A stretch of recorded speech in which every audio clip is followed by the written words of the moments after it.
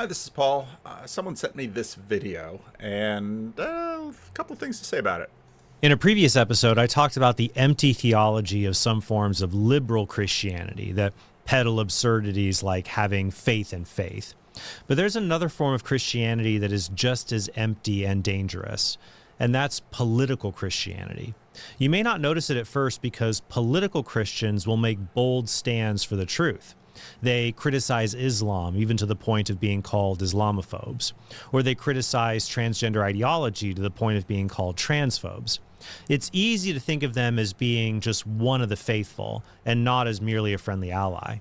But what the world needs isn't political Christianity.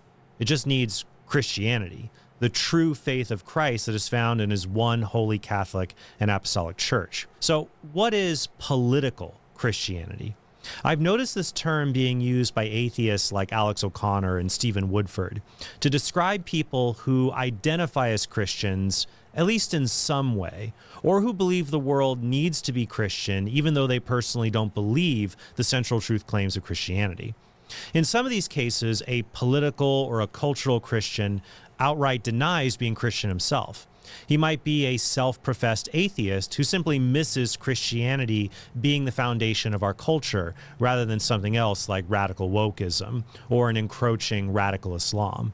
For example, here's Peter Boghossian, the author of A Manual for Creating Atheists, describing the bitter fruits of early 2000s new atheism. Do you think it would be unfair for me to say that the new atheists perhaps cleared a path? I think you get where he's going with this, and I did sort of find it a little interesting after reading, and I know some might after reading just how hard Pope Pius really wanted Mussolini to restore a number of the things that were lost in Italian unification, really wanted to have Mussolini crack down on shows where women were showing too much skin, and to restore Catholic education, and so this whole issue of politics and religion is by no means settled. Again, in many ways, politics is cents and religion is dollars. Politics is now and religion is always. I've said those things many times. But Peter Boghossian is such an interesting case in this because he starts out, basically it's kind of hard to figure out, okay, sufficient for what and sufficient to what? And now again, as a minister, someone who would say, come to my church and want to join my church, and would say they are a political Christian but not a believing Christian, would we not let them in the church? Of course not. No, we might not make them an elder or a deacon, but of course they would worship with us. And again, Ayaan Hirsi Ali, with especially the conversation that she had with Glenn Scrivener, I mean, she's clearly someone who, having seen the fruit of new atheism and the way that new atheism, I mean, basically exactly what Peter Boghossian will say here in this little clip. By killing God, yes. Again, the new atheists perhaps cleared a path by killing God, yes. Again, yes.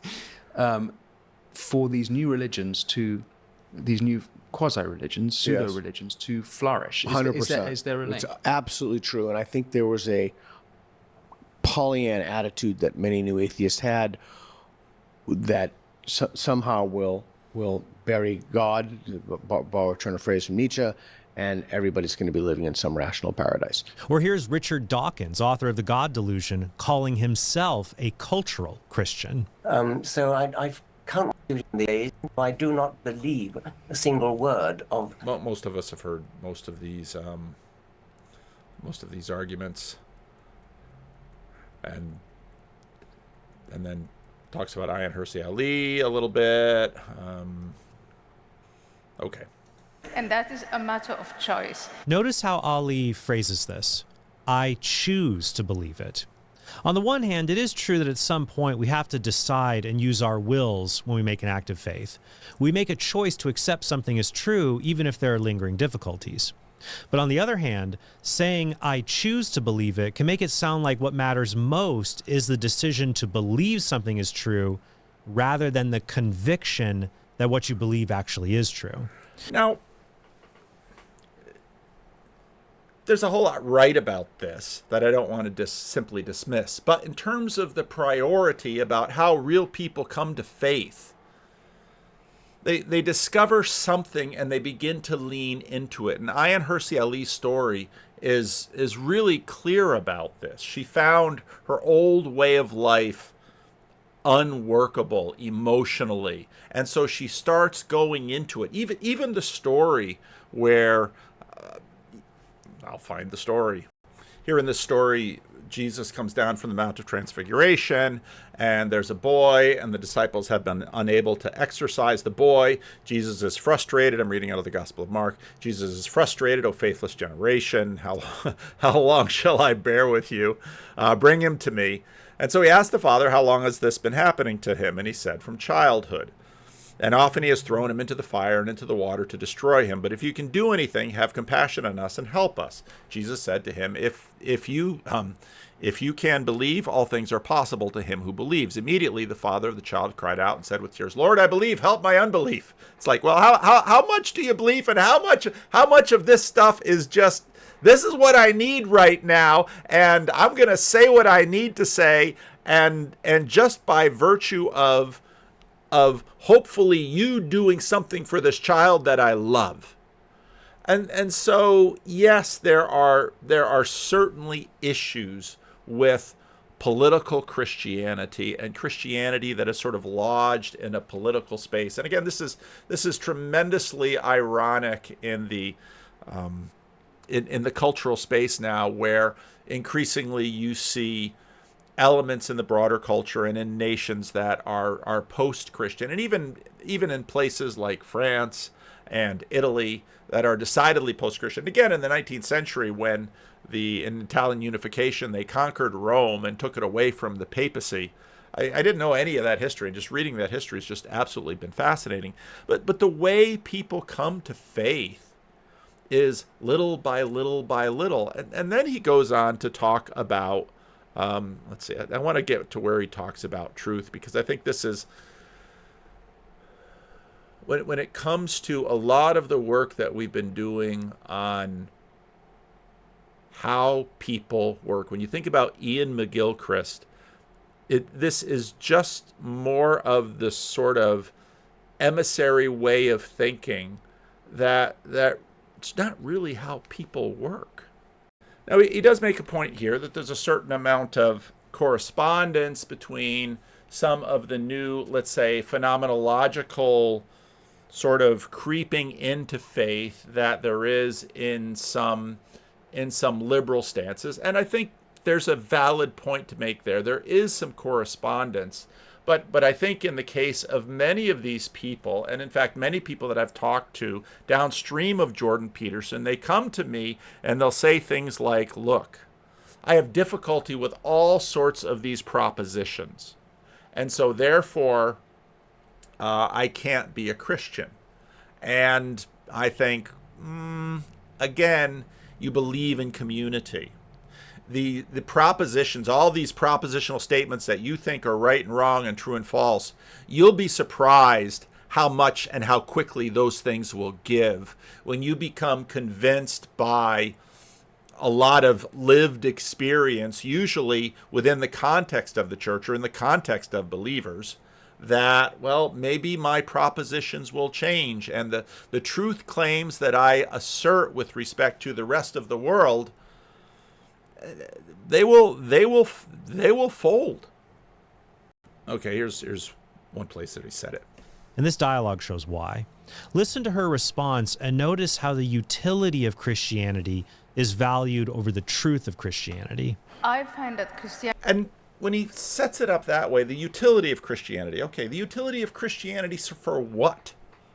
And for Ayaan Hirsi Ali, it's for the salvation of her soul. And when he says the truth of Christianity, almost makes it sound like it's some kind of thing just way out there outside of himself. I kind of got into it on Twitter over this thing. And I said, it's sort of this modernist way of approaching the world that would imagine that a newborn baby comes out of the womb and somehow has to have knowledge of the nutritional quality of breast milk in order to begin to have a relationship with the child's mother, where the child will nurse and sustain health and grow. The vast majority of us do not go into Christianity in that way. The fact is that we are hungry and weak and needy, and we look to God, and a whole bunch of the propositions that we have out there we're very unsure of. But what we are sure of is our need, and so we flee to him. And what was so surprising about this video is that he uses Peter Boghossian, but this is exactly the point that Jonathan Pageau and Peter Boghossian get hung up on. Here's another example. Not every theological question can be answered with a yes or no, but it can be intelligently qualified. Like when someone asks me if Genesis 1 is true, I say it is as true as my wife's explanation to my children of where babies come from. It's true for taking the truth that God made the universe and humans in his image and making those truths accessible to Bronze Age people.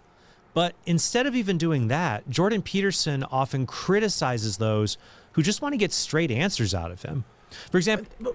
But again, I listen to this and I think, have you heard nothing of what he said about the straight answer? Because, okay, God created the world. What does that mean?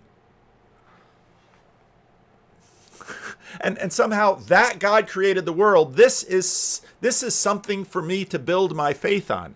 And through most of human history, people haven't doubted that.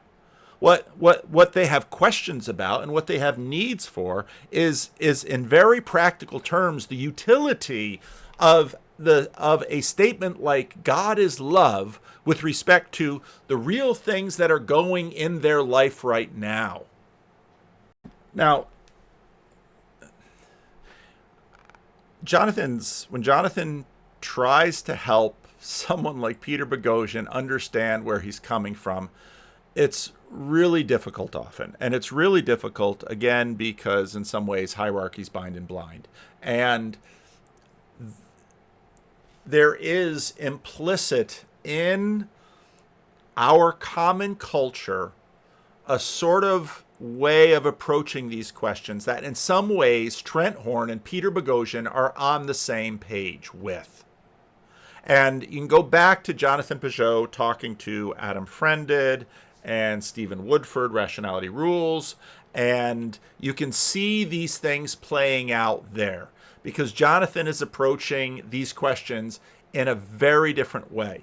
And almost the best way to understand it is sort of drawing a little mental picture about how we are and where we are. Again, with Adam Friended and Stephen Woodford, you can hear Jonathan Pageau say again and again and again to these people, it depends where you're standing. It depends where you're standing. And that just sounds just insane to them because they have no idea what he's talking about. But what he's talking about is the fact that we all sort of have an implicit frame around these conversations to try to figure out what human beings are and how they work.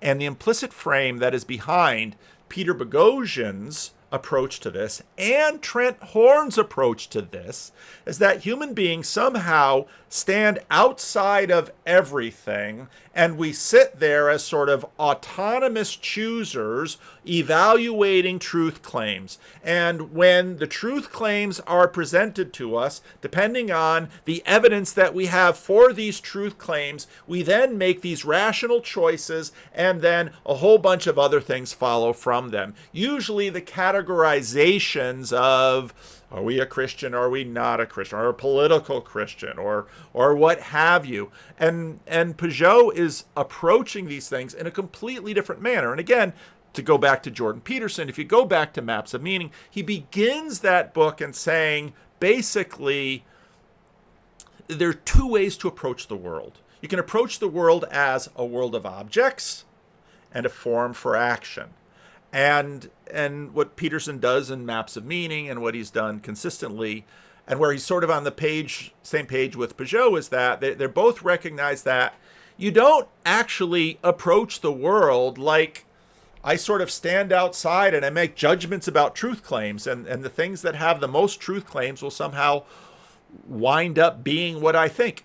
Now, people sort of imagine they do that, but I'm sure there are a very few people that sort of do that, but the vast majority of the people in the world sort of come into this world, and again, they don't look at a mother and think, oh, can I trust her?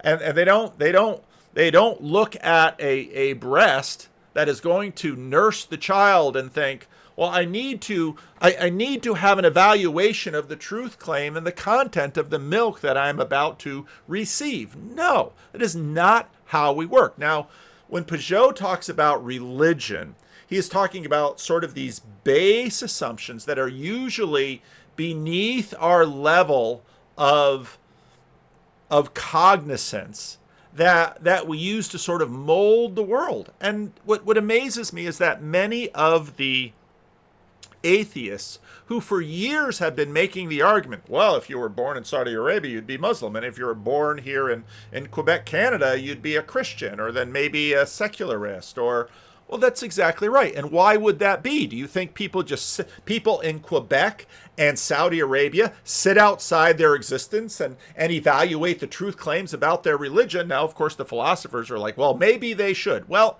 the difficulty is that how well do people evaluate truth claims anyway? Well, just watch people have political fights. And they're throwing all this evidence at each other, and none of it makes any difference with each other. Why not? Because it's simply not how people work. And what Peugeot is trying to do is take a step back and say, now, how can we think of a religion? A religion is sort of the thing that now this is tremendously abstract too, and it's why it sort of binds things together. Well, what do you mean by that? Well, let's think about a newborn child. Well, that child does not have a cognizant religion, but something is already binding and beginning to bind that child to the world and shape that world. And very quickly, there will be stories that begin to shape that world. And those stories are going to have value structures that are going to begin to move the whole community in one way or another.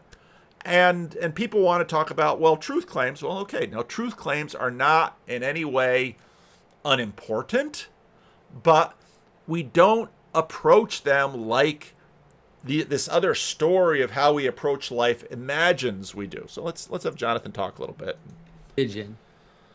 I think we're, in some ways, at the outset, we're thinking about it a little differently. Like, for you, it seems religion is like things that you believe, let's say, that are often somewhat extraordinary. And again, Trent Horn would be exactly on the same page as Peter Boghossian here, which again is deeply ironic. But this is showing this vast transition of our consciousness of how we know, basically away from, as you know, nobody has been clearer on this in many ways than Ian McGilchrist, away from sort of this eminary-based approach of the world that is just capturing everything in these truth claims, and much more of a right-brained global approach. We're saying, well, why does an infant child cry for its mother? How we operate and what we know. I'm going to have a conversation with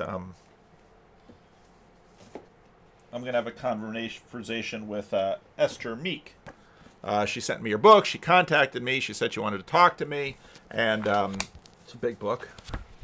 And I'm right now currently obsessed with popes, but I will get into it. But we've been through a number of these things a number of times in the channel and in the corner, and the child knows the mother not by evaluating propositionals, but by a lived experience and living with that mother. That kind of, that constitute the group. I see religion at the outset as, like the word implies, as the thing that binds us, right? And so for me, religion is an extension of many other aspects. So religion isn't like a freak thing that exists completely on its own, but it's an extension of binding. And so it's an extension of the manner in which we recognize that multiplicity joins into unity. So if you and again, that's all abstract. If you think about part of the difficulty is that we bump into the way that religion has been framed in a secular world. It's a lot easier to say, well, what do Jonathan Pageau, Peter Boghossian, Trent Horn, and Paul Vanderlei have in common? The truth is, tons of things, because we share, most of us to one degree or another, a common culture. And so we have all sorts of values together. And I think Peter Boghossian has sort of been growing in his knowledge of this, and that Peter is beginning to, I think, much more begin to understand that he is deeply formed by a Christian culture, even though, let's say, a political Christianity or cultural Christianity has been deeply formed by it. His Jesus, again, Tom Holland's thesis, Jesus sort of rewired our moral imaginary. And whether you're an atheist or a Christian, so much of the agreement that we have is in common. Now, Jonathan wants to talk about binding. Well, what is that binding? And the difficulty with the word religion is people immediately think of these lists of propositions, whereas someone might say that the religion of Andrew Tate is dominating women. And you say, well, that's not a religion because it doesn't come from a book. No, but it kind of is a religion in terms of what he does. Or a religion of such and such a person is workaholism, or a religion of such and such person is money makes everything go, or a religion of such and such a person is family is the most important thing. And these are tiny little religions, but what Pageau is trying to say is that religions are sort of these things that are beneath the surface, and they bind us and they shape us and they give us value hierarchies. And the difficulty, of course, with approaching things propositionally is that value hierarchies are tremendously difficult to deal with if you're dealing with an emissary brain and just trying to distill everything into propositions. For example, ask yourself, Pope Pius XI was a good man. Pope Pius XII was a good man. Now, I could pretty easily say both Pope Pius XI and Pope Pius XII, they seem to be very good men. And you might say, well, Pope Pius XII never really raised a finger to save at least the non-Catholic Jews. And so therefore he's a bad man. But you see, this propositional way, you can talk about propositions, you can look at the evidence and the documents, and but you never answer these questions in that way. Now, people make judgments based on the evidence, but it's not the fact that they sit back and they sort of see all of these facts, and therefore, well, then what do they come up with? Another proposition? Pope Pius XII was a good man, or Pope Pius XII was a bad man, or Pope... Doesn't make much sense. Have a nation, you need a way for you to know that you're a nation and not just a bunch of strangers. There's something, not just know, but participate, right? It's not just like a mental knowledge. You have to have ways to know and participate in the fact that you exist as one. And that will, even in terms of nation, will end up looking like what we tend to think religion is, right? You'll have Washington, D.C. with monuments that remember the people that founded it. People will go on pilgrimages. They'll go see these monuments to like participate and remember. We'll have parades. We'll have pledges. We'll have a flag and songs. All these things that are there to help us know and celebrate in the unity we participate in. And so I see that scaling at every level of participation, from the person, first of all, then the family, then communities, cities, churches, clubs, basketball, teams, sports teams. They all have a way in which we need to know how to be together. And so that's why the ritual of a church, to me, is the highest level, because it tries to bind us into the highest thing. It tries to bind us in the highest thing we can imagine. But a sports team will look religious too. It'll have a mascot. We'll have uniforms. We'll have songs and ways to know that this is our team and we're kind of rooting for it. And so that's Now, if we talk about the utility of this, and John sort of, and many of us who have listened to Jonathan Pageau know what he's getting at, know where he's coming from. But Peter Boghossian is going to have questions of the utility of this. Because again, sort of this modernist imagination where we sit back and imagine we have all of these truth claims, and then we as these autonomous agents are then going to step out and do what's right. I mean, Sam Harris is so steeped in this kind of thing. Without ever asking, where did your assumptions of right and wrong come from? And of course, Sam Harris is just always, well, it's obvious. And no, it's not obvious, because why are your assumptions of right and wrong so incredibly different from, let's say, the Aztecs' notions of right and wrong? Well, they're a different culture, yeah. And what is that culture? What exactly is a culture, and what binds them? Why can you talk about a culture?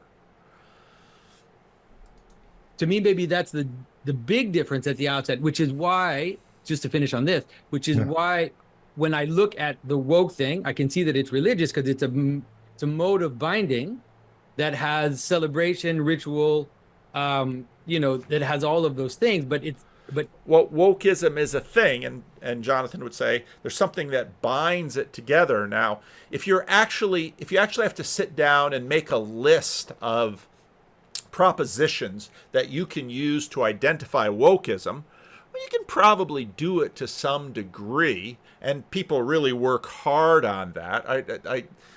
My conversation with this point that Chris Green made continues to. Some people wonder, why do you make the videos you do? And then people will ask me, can you make a video about this? Can you make a video about that? I mostly make a video about things that I hear that sort of stick in my brain, and they just sort of get stuck in it. And they cause me to keep coming back to it and keep coming back to it and looking at it and looking at other things through it. Am I evaluating the truth claims? Sort of, but what I'm really doing is just sort of seeing how these things sort of bind together. And this is what Chris said. This is exactly it, Paul. This is, I think this is what I've been trying to get at for the last 30 minutes of our conversation or more. Like, let's take that pattern, like that sophisticated and simple. What I've learned, and I've learned it in all kinds, I'm happy to give examples of this, is that very often the sophisticated ones are the ones who've piled up simplifying formulas. So they're sophisticated in that they've got a lot of stuff in their head. But what most of the stuff that's in their head is techniques for simplifying the world. And what you and that is, I think, a lot of what happens with this emissary brain. And in fact, trying to distill things down into propositions are ways to sort of simplify the world into these little propositions. The difficulty is it's really helpful in some ways for some activities, many technical activities that we need and rely on. But in terms of learning how to navigate a life, who have, in many cases with people who are simple, is that they've learned to live in ways that are open to the real complexity of life. So, like, I'll give you one example of this. I've taught in a lot of different places, from universities and seminaries and small Bible schools, churches, tiny churches. And one of the things I've learned over the years is that the people you would expect to be most open and teachable rarely are. And the people that you would predict would be the hardest to teach and the most likely to argue aren't. The very many times, many times in my life, I've walked into a setting expecting, okay, these people, they're not going to want to hear what I have to say. And these are, again, we're not talking about people who have advanced degrees or have read theology or ever engage in that conversation. But when I bring it up, if I'm able to show how this bears on their life in some way, I don't mean it's practical, but I mean this matters. How it bears on their life. And I think that's really gets onto this question of utility. And I think part of the reason we have so many people coming into Christianity now and curious about it and exploring it is they see the utility. And then they have, okay, there's all these propositions. Well, what about the virgin birth? Well, I don't know. What about the resurrection? Well, I don't know. And I'm not saying these kinds of things are unimportant, but what I'm saying is don't stop because of these things. And again, Ayaan Hirsi Ali's story is all over that. Resemblances. You could have a, I don't know if you could have a sport for rubbing a table. I guess you could have a sport for anything you wanted to. And you have ways to adjudicate, you have conventions, but the difference with religion is you're not making truth claims. I mean, you're saying that we agree if you get again, I'm just making this up. If you kick the ball through this net or whatever, you throw the ball in this net at a certain number of feet, you get 2 points, and then I can't remember what it is. I think it's 3 points in basketball. Who the hell? I have literally no idea. It's no big deal. Okay, so something like that. But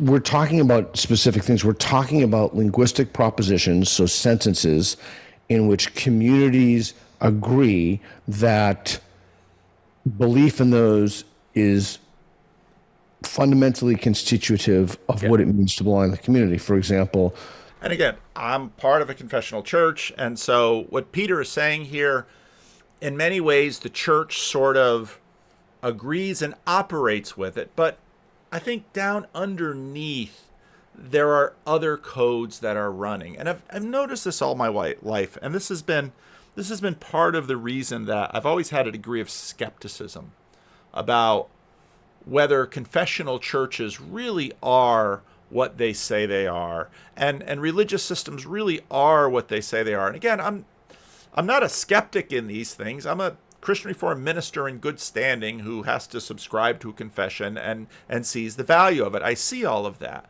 But here are the ironies. Let's say I've never met Trent Horn. I've met Peter Boghossian in person once in London. We've spoke on the phone once or twice in the past. Just by virtue of, even though Peter Boghossian isn't a Christian and I have all sorts of confessional things that I don't stack up with him at, I like him and trust him. Why is that? Because of propositions? Well, I can distill things about my relating to him and talking with him and meeting him into propositions, but I don't normally do that. I would probably only do that if someone asked me questions and provoked me to cough up a bunch of propositions about him. Now, I have nothing against Trent Horn, and I'm sure he's also, from everything that I've heard reputationally from Sam was on his show and other people have commented about, he's a good guy and all that stuff. So I trust these guys. If they said, I'm going on vacation, Peter, take care of the dog.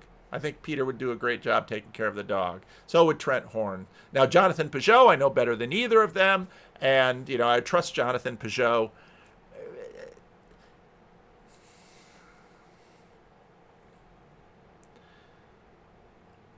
The game of propositions have their place. Confessions have their place. They are not meaningless. They have consequences in religious systems. But I think to say things like, well, I have to decide on the truth, and based on what I decide the truth to be, then I will do X, Y, and Z. And I think the truth is, most of what we learned about how people actually operate, it is not the case. That people have, I think, as Chris Green said, people have, even and especially unsophisticated people who have not sort of tried to distill the world down into these reductive systems. They often have a better handle on how the world actually works. Matters for the way that you pray. This matters for the way that you read scripture. They're ready. They have many times they have more skills for that conversation than my fellow academics do. And that's what I've been trying to get at, right? That this sophistication very often is a way of actually simplifying things that does violence to the world. And not always, but sometimes, at least the wisest of the people who are living this simple life have a knack for the real complexity of life that makes them more gracious, more patient, more open than I think a lot of academic training has made a lot of us. That's getting close to the concern I've been trying to name here. And I think, where I get excited about this is because so often it is the sophisticates on the coast who just keep pointing fingers to those poor people in flyover country.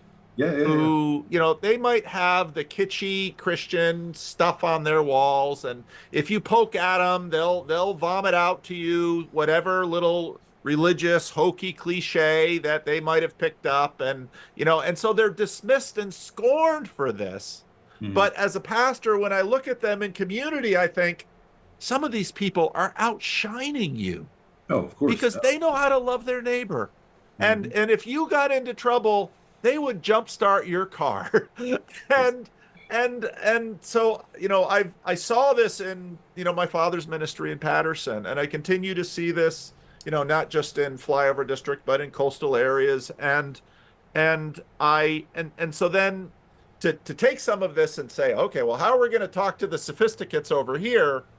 I would say, well, because in some ways what they have maintained is, again, one of these lived, active, physical traditions, inherited traditions that somehow has been coded into them, even if they can't tell you the code. I mean, I'm talking through Zoom right now, and there is a slew of code beneath Zoom that is enabling us to do this right now. But you and I, we just click connect, and here the magic works.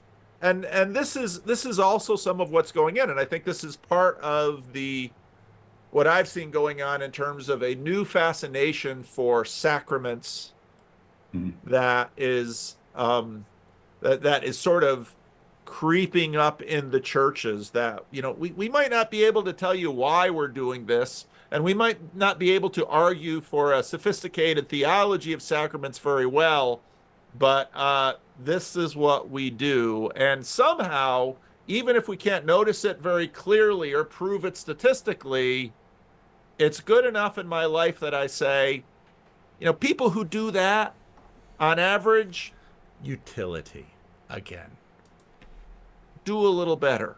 Mm-hmm. Yeah, I think one way of getting at this, maybe yesterday's gospel reading in our lectionary, we use the Revised Common Lectionary, was a passage in Mark 4 in which Jesus talks about the farmer who scatters seed, and the earth of itself produces, he knows not how. Right. But then when the time comes to harvest, he's there with his sickle. And then the next part of the passage is about the mustard seed, the smallest seed and the greatest plant.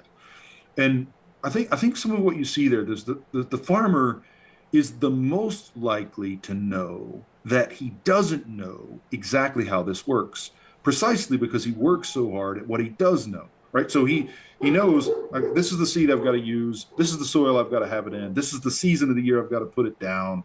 This is the season of the year I can expect it to come. But I don't know how it happens. And I don't know that it will happen this time, because there's so many things outside of my control. The earth has to do some stuff that has nothing to do with me. The weather has to do some stuff that has nothing to do with me. I can pray about it, but mostly it either happens or it doesn't. Right. And I'm at the mercy of all that. And there's a wisdom in that if what you're doing is studying weather patterns or studying seeds or studying the history of farming, there's a kind of, this is, I think, what Charles Taylor is describing with disenchantment, at least an aspect of it, is that there's a kind of scientific knowing of those things, or Ian McGilchrist, a kind of awareness, a hemisphere awareness that is flattening down what you know and don't know into kind of points that don't actually help you live at all. That would be the emissary. Cut off. Yep. Yes, exactly. It cuts you off from how to live. And I think that's what we most desperately need, is a recovery of ways of knowing that actually translate to living. And this is why I was saying about very often amongst these so-called simple folks, using the language that you gave us, right? People of flyover country, whatever it is, the people I grew up with, it's not just that they've learned to live it and can't think it. Often they are closer to being able to think it because they've lived it, right? Like if we take the Gospel of John, right, that it's as you do the truth that you come to know it, and it sets you free. That there's a certain way of knowing, whether we take McGilchrist's language or Vervecki's or whoever we're dialoguing with, Charles Taylor, like I think they're all naming this way in which over the last few hundred years, people who've been successful in our world, in the Western world, we've made it so that the closer we get to sophistication, the closer we get to success, the more we're losing touch with ways of knowing that actually translate to abundant life and to life-giving life. And that's why we're in the mess we're in, I think, on all of these various fronts. Can we recover that? What would it look like to recover that? And so then when I think about what Trent Horn is saying, I think the ironies in there just really shock me, because I've known so many, not so many, but I've known Catholics. One of my mother's best friends across the country, who is she went to during COVID, she had to find a Catholic church that would not close, and because she goes to mass every day, and it's this knowing by living, instead of sort of this abstraction and imagining that we sit back and evaluate. And so then to kind of turn around and look at the people who are coming into church, because what's been happening on a large scale is that even people of great learning, like McGilchrist or Vervaeke or Peterson, people of great learning that have sort of come to the end of it and said, you know what? This way of knowing, however powerful it is for a whole variety of things, McGilchrist will talk at length about the power of the emissary and the need of the emissary to make a lot of things work. But finally, what draws us, and this is what we're seeing in this coming to Christ of people like Ayaan Hirsi Ali, what draws us is that even though they had 1,000 reasons why propositionally that whole movement toward Christ seemed like a bad idea. You mean the virgin birth and the virgin birth and the resurrection, and I talk about went to Italy and saw the chains of Peter, and do you really think you have the manger in that case? I mean, I can stick up objections all over the place, and yet, no. What I do is I am bound to Christ by faith, and faith is not knowledge without evidence. Faith is often knowledge with a different kind of evidence, and it's not all the propositions might work out correctly, but there's a sort of way of knowing that is actually broader and deeper and wider, because actually the kind of propositional accounting we cannot do. Peugeot pushes back on Boghossian when he talks about, I was thinking about that when I was walking on the levee. I walk on this levee by the river, and the levee on two sides, there's a nice paved thing on top, which I walk on two sides there's all this gravel. Every single pebble of gravel has a geolocation. If I took, say, a surveying stick with a good sharp GPS on, I could go to any one of those, I don't know how many little tiny pieces of gravel they are on the side, and I could find the geolocation of every single data point of those things on the gravel. But what Peugeot is saying is that, well, what do you really care about? How does that really work? And what you do in regular life is to say, well, I don't really care the geolocation of all those pieces of gravel. So I was walking on the levee, and sometimes I take this Pocket Osmo 3 because I was making some videos on the levee when I was walking during Synod, and so I took it the other day, and it's got this little tripod on the bottom that screws on, and I got the call when I was on the levee that that Freddie's mom had died, and so I was all the way on the other side of Levis, so I had to walk all the way back. I get all the way back to the car, and I put this thing in, and I realize the tripod's gone. I would have loved to have had the geolocation of that tripod at that point, because the only way I was going to find it is very logically to retrace my steps, and I'm hoping I don't have to really repeat my entire levee walk to find this little, and so I'm doing all kinds of calculations in my head. Is it worth it? What would it cost to replace it? Do I really need to get back to the car because there's stuff I have to do because I just got the word that Nancy died, and on and on and on and on and on and on and on. So yeah, emissary, knowing exactly where that thing would be at that moment would be great, but it's different from all of the other gravel. And we approach it living in the way that Chris is talking about here. And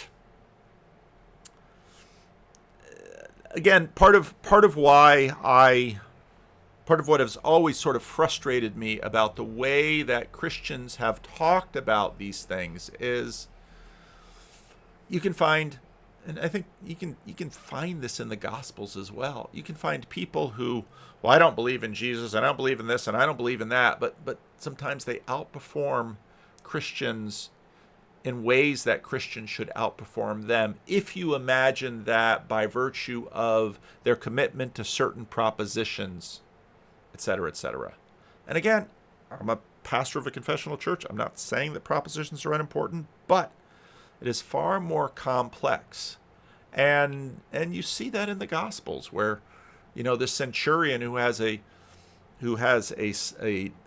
Israelite or a Jewish slave, and he's worried about him. Jesus says, I've not found anyone with more faith than this guy. Why? Because he said, well, you know, heal my servant. Jesus said, okay, I'll make my way to your house. No, you just have to say the word because I understand how authority works. And Jesus is surprised. And well, how could Jesus be surprised? Well, Jesus is surprised. I haven't found faith like this in Israel. Well, why? Well, how would you find it in a centurion?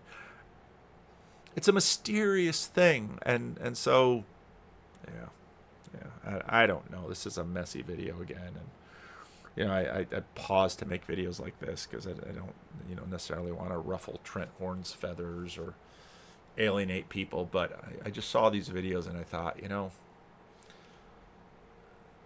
the propositional games are in some ways coming to an end, and it doesn't mean that facts don't matter, and it doesn't mean that truth claims aren't important. It just means they're always situated in a far richer environment that actually helps us discern which truth claims are relevant. It's Vervaeke's relevance realization. It's the stuff that we've been talking about. So then to, in some ways, see Trent Horn and Peter Boghossian on the same page, I think this kind of strange ironies that we're seeing. So I'm at this point, and I'm like, do I even post this video? And it's like, man, I just did all this time to post a video. I might as well make a video. I might as well post it. So leave a comment.